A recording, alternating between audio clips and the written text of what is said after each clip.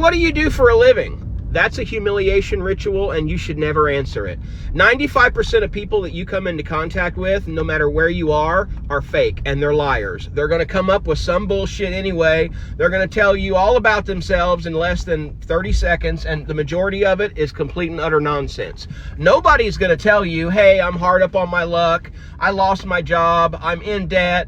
You know, I'm struggling to feed my family. No one's going to tell you the truth. I'm going to tell you right now, I do TikTok videos because I have to in order to help me survive. Survival is shit right now in this country. It's the absolute worst it's ever been. My insurance has doubled. My copays have tripled. Trying to get to the doctor nowadays is like pulling strings. You got to see a specialist. You got to go here. And, oh, it's out of your network. And let me tell you what, you won't know until the day before you got to have a procedure done whether or not your insurance is going to cover it. I'm sick and tired of this bullshit. This country, we got to do something. We got to pick better politicians, even though I know that politicians are all paid actors and the government is scripted. We got to do something. It's time to have a fucking tea party.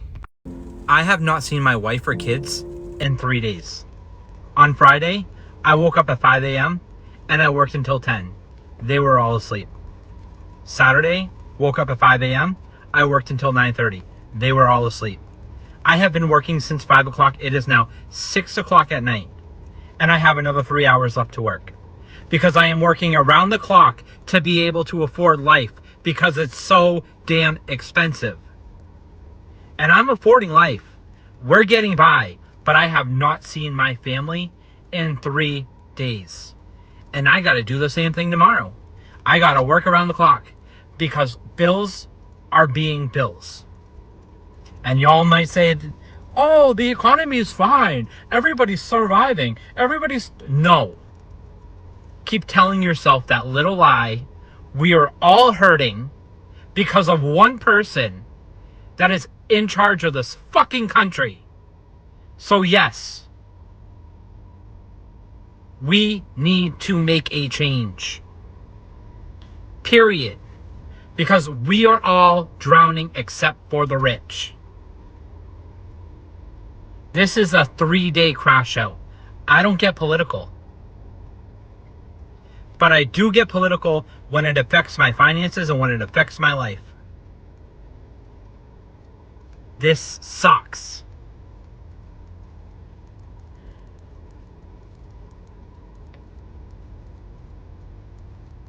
I don't even want to hear it.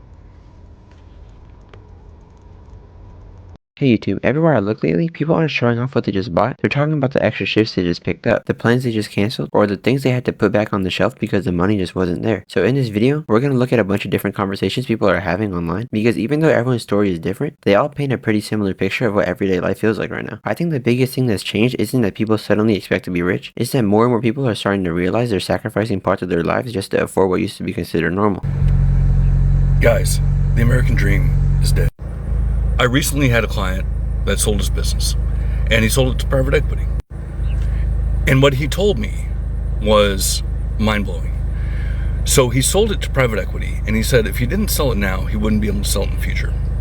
And he also won't be able to compete because what they're doing is they're buying up all the small construction companies and sourcing materials cheaper than anybody else.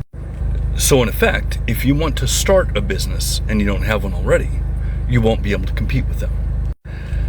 So the idea of going out and creating a business, creating something from nothing, doesn't exist because you won't be able to get materials. You won't be able to get the basics to start a business cheaper than what the private equity company can get. And that means that you can't go out and start a business because private equity is going to control the market. And it's not for anything other than they have these rich elite assholes have nothing better to invest in. They can't find a different investment other than to buy the small companies, buy the little guys, and control it so that your children won't be able to start a business. So yeah, the idea of starting a business, creating something from nothing, the American dream, is no longer a thing. Have a good day. You all realize how the boomers have been a little more quiet when it comes to picking on the millennials and Gen Zers, especially the past few months. And I think the reason is that they are now feeling what we were complaining about 3 years ago. And the reason that we knew that inflation was going to really fuck us is because we were the ones renting, seeing these high increases, or we were trying to buy a house and seeing how far out of reach it really was. So we saw it coming. But the boomers, I think, originally weren't affected. But now here we are 3 years later. I think their property taxes went up, their homeowners insurance went up, maintenance and services around the house went up, and of course, groceries, insurance, car prices, everything has gotten so expensive. And I think the boomers are now hurting because they are on a fixed income. And what this basically boils down to, even if the richest generation who had the greatest 3 decades to build wealth in the 80s, 90s, and 2000s are now struggling in their retirement from following to go to school, get good grades, go to college, get a good job, work for 40 fucking years, and then retire, and they're not even comfortable.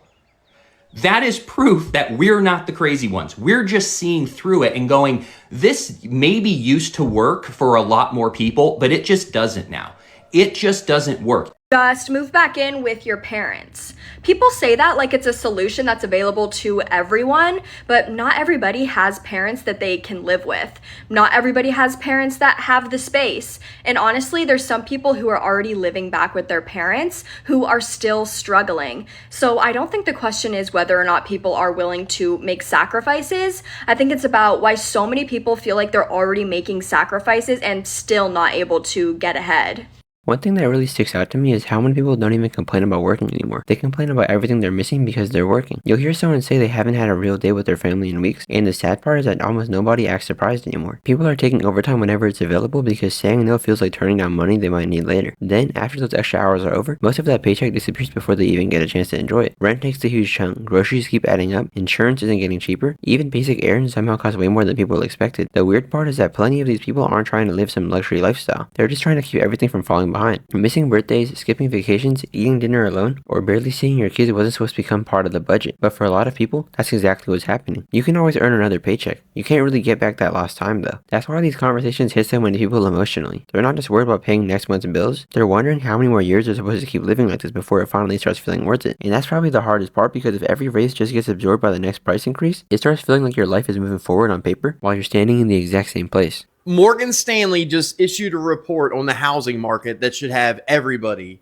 terrified. As an investment firm, Morgan Stanley does reports on all kinds of things. Companies, markets, economy, currency. But they just said that we are under a greater housing reset than 2008, people. The market is down over 50%.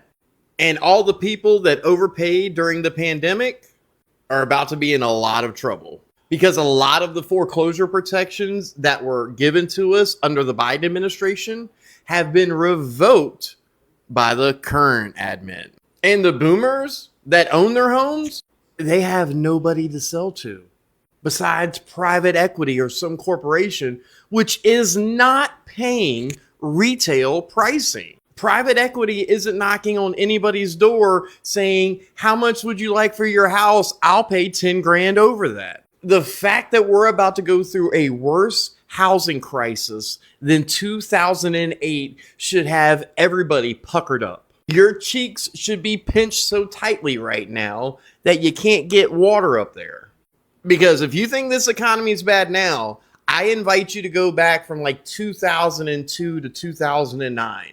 It was bad, people, and it's about to get a whole lot worse. A lot of Americans out here are working all the time. They basically have sold their entire lives for another dollar. Yet people can barely get by. People are getting to a point where they literally can't pay their bills anymore. And as long as the wages at these employers continue to stay stagnant, as long as the cost of living keeps going up, you're going to see more people crashing out. You're going to see more people getting angry. You're going to see more people resorting to crimes and violence, because this shit isn't sustainable. Like, we're all literally forced to work ourselves to death for absolutely no reward. And people can only carry the stress and the unbearable weight for so fucking long until people, you know, quote unquote, go crazy. It's like, I quite literally understand why people are going insane, because it's like everybody has a limit, and I feel like there's a lot of Americans out here that have been completely pushed past their limits. Then you wonder why we're all mean. and on edge, and why we hate each other, because it's not normal to work like a dog, fall further behind, don't know how you're going to make ends meet day in and day out, don't even know where your next meal is going to come from. We should be rising up.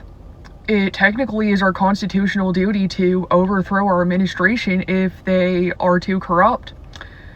They want us to shut up and be quiet, but now is the time to get loud and speak out and say this shit isn't normal and this shit isn't okay. Something else I've noticed is that the advice people give each other has completely changed. It used to be about getting ahead. Now it's usually about finding a way to survive another month. If someone says they can't afford rent, the answer is to move back in with your parents. If buying a house feels impossible, people say just to keep waiting. If groceries are too expensive, everyone starts sharing cheaper meals instead of asking why basic food costs so much in the first place. None of those ideas are bad on their own. The problem is they've started feeling like permanent solutions instead of temporary ones. A lot of people aren't asking for some giant house or an expensive lifestyle. They just want to believe that working full-time should eventually lead somewhere. Owning a modest home, having enough money left over to actually enjoy a weekend, being able to enjoy a day off without stressing over what bill comes next, those don't sound like unrealistic goals. They sound like things most people naturally assume would happen if they kept working hard. That's why hearing older generations admit things feel different catches so much attention. For a long time, people would brush these conversations off by saying everyone struggles when they're young. Now, even people who already made it through those stages of life are looking around and saying something doesn't feel right. When you start hearing from people with completely different backgrounds and different ages, it makes you realize that this isn't just about wanting more money. It's about wondering whether the finish line keeps getting moved every time people get close to it. And if enough people start believing that no amount of effort will ever let them catch up, the biggest thing we lose isn't just buying power, it's the motivation to believe that the next year is actually going to look any different from the last one.